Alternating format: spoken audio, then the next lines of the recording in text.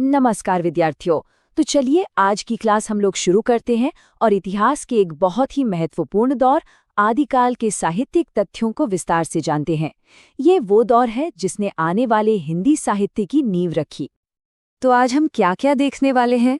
सबसे पहले तो हम बात करेंगे आदिकाल की शुरुआती रचनाओं की, फिर मिलेंगे हिंदी के पहले कवि सरहपा से। उसके बाद हम लोग डुबकी लगाएंगे जैन साहित्य, वीर गाथा वाले रासो काव्य और सिद्धनाथ साहित्य की दुनिया में।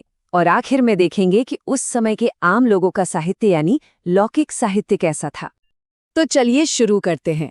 सबसे पहले देखते हैं आदिकाल की वो शुरुआती रचनाएं, वो फाउंडेशनल वर्क्स जिन्होंने आप कह सकते हैं हिंदी साहित्य के लिए एक रास्ता तैयार किया। ये सिर्फ किताबें नहीं हैं, ये उस जमाने की भाषा और समाज का एक आईना है।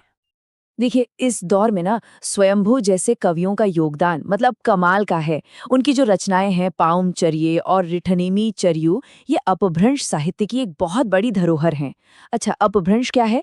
ये उस समय की आम बोलचाल की भाषा थी जो धीरे धीरे आज की हिंदी का रूप ले रही थी। और हाँ, इनके अलावा पुष्पदंत का महापुराण और दलपति विजय का खुमान रासो, ये भी इस युग की बहुत ही महत्वपूर्ण कृतियां हैं।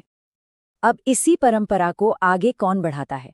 हमें मिलते हैं अब्दुल रहमान, जिनका संदेश रासक एक बहुत ही खूबसूरत विरह काव्य है।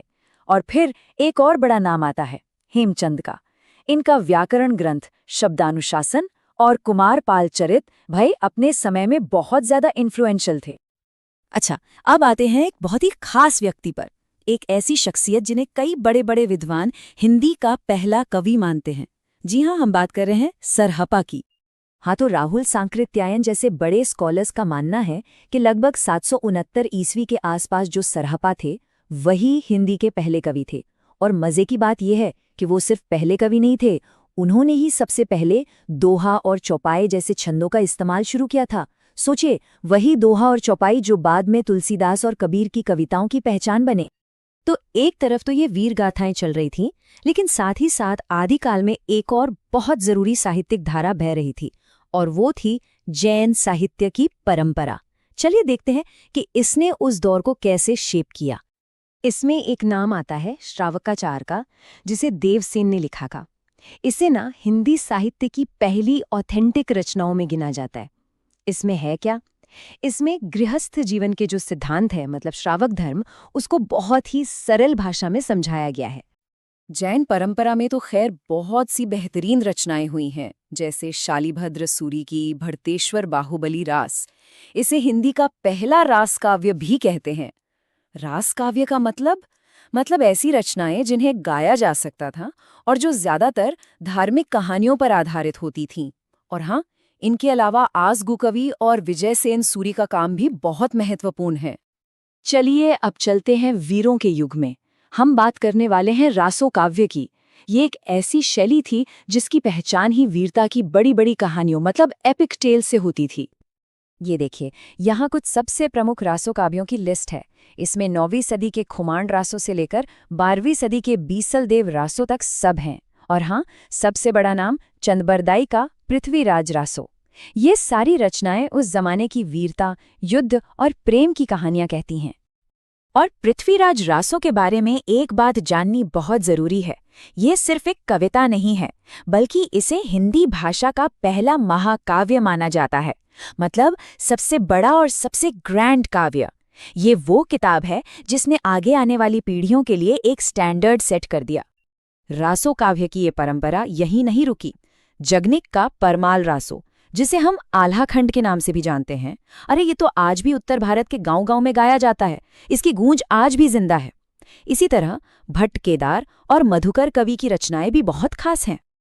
अच्छा, वीरता और शौर्य की कहानियों से थोड़ा हटकर अब हम आदिकाल के आध्यात्मिक और कह सकते हैं रहस्यमयी साहित्य की ओर चलते हैं। ये हमें सिद्ध और नाथ संतों की दुनिया में ले जाएगा। तो ये जो सिद्ध परंपरा थी, इसमें कुल 84 कवि हुए। इनमें से सरहपा, शबरपा और लुइपा ये कुछ सबसे जाने माने नाम हैं। इनकी कविताएं क्यों खास हैं? क्योंकि ये गहरी साधना की बात करती हैं और उस समय के समाज की जो रूढ़ियां थीं उन पर सीधा सीधा चोट करती हैं। अब सिद्धों के साथ साथ ही एक और परंपरा चल रही थी, वो थी नौनाथों की। ये गुरुओं की एक पूरी लिनेज थी जिनकी शिक्षाओं का उस समय के साहित्य पर बहुत गहरा असर पड़ा। मत्स्येंद्रनाथ और गोरखनाथ इस परंपरा के सबसे बड़े संत थे। सच कहूं तो उनका प्रभाव तो आज भी हमें देखने को मिलता है। तो हमने राजाओं की बात की, संतों की बात की, अब जरा उस साहित्य पर नजर डालते हैं जो आम लोगों के बारे में था, उनके जीवन, उनकी खुशियों और उनके गमों को दिखाता था। इस तरह के साहित्य में हमें ढोला मारू रादूहा जैसी लोक प्रेम कहानियां मिलती हैं। और हाँ, कवि विद्यापति का तो कोई जवाब ही नहीं। उनकी पदावली और कीर्तिलता जैसी रचनाओं ने मैथिली और अवाहट जैसी भाषाओं को एक नया साहित्यिक मुकाम दिया। और इस युग का एक और चमकता सितारा अमीर खुसरो, इन्हें तो खड़ी बोली हिंदी का पायनियर माना जाता है। और इनकी प्रतिभा देखिए, कहाँ एक तरफ खालिक पारी जैसा शब्दकोश लिख रहे हैं तो दूसरी तरफ पहेलियां, मुकरियां और गजलें भी। मतलब कमाल की क्रिएटिविटी थी।